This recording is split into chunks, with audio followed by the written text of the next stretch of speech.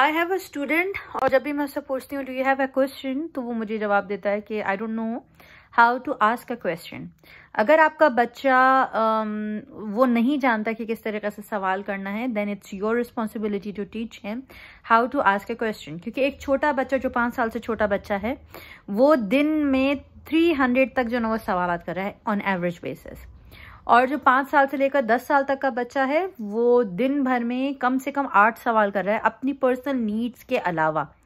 मतलब personal need खाना क्या है, क्या खाना पका हुआ है, मैं क्या खाऊं, मैं क्या पहनूं, इन सब चीज़ों के अलावा, पर्सनल नीड्स के अलावा वो बच्चा 8 सवाल कर रहा है, जो बच्चा 10 साल तक का। तो ये जो क्यूरियोसिटी है जो बच्चे को सवाल करवा रही है, ये बहुत इंपॉर्टेंट है और बच्चों के अंदर होनी चाहिए। और बच्चे से आपको भी सवालात करने चाहिए।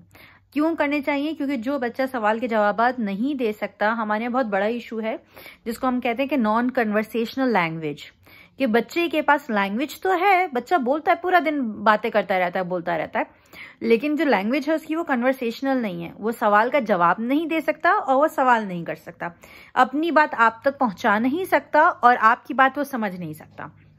तो जब तक ये बैरियर बीच में रहता है और लैंग्वेज जो है वो नॉन कन्वर्सेशनल रहती है, तब तक जो है वो बच्चा कभी भी आगे बढ़ नहीं पाता। और यही इशू है कि जो लोग कहते हैं कि जो ऑटिज्म में जो लोग बात नहीं कर पाते और जो लोग नहीं समझ सकते, जो वर्बल होते हैं ऑटिस्टिक बच्चे, लेकिन उसके बावजूद भी, वर्बल होने के बावजूद भी बहुत सारे सवालात का जवाब नहीं दे पाते और बहुत सारे सवालात कर भी नहीं पाते। तो बताने का मकसद ये है कि सवालात करना जितना बच्चों के लिए ज़रूरी है, उतना ही सवालात के जवाबात देना पेरेंट्स के लिए भी ज़रूरी है। सो प्लीज़, अगर आपके बच्चे सवाल नहीं करते, then you need to be worried कि आपका बच्चा सवाल क्यों नहीं करता। इसलिए परेशान ना हो कि आपके बच्चे बहुत सारे सवालात कर रहे हैं, बल्कि आप इसलिए परेशान हो कि आपका बच्चा सवाल क्यों नहीं कर रहा। छोटी सी चीज़ को देख रहा है, किसी नई चीज़ को देख रहा है और सवाल क्यों नहीं कर रहा।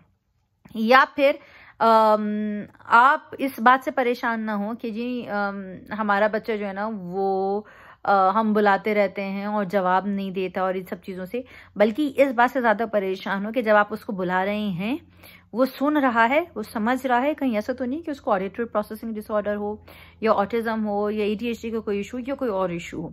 सो प्लीज़ बी केयरफुल और अपने बच्चों का ख्याल रखिए। Thank you. I'm Arjman Raza, psychotherapist, life coach, IEP, OGT, Reiki and Silver specialist, or hypnotherapist. Thank you so much. If you do want to visit my website, it's www.arjumadar.com.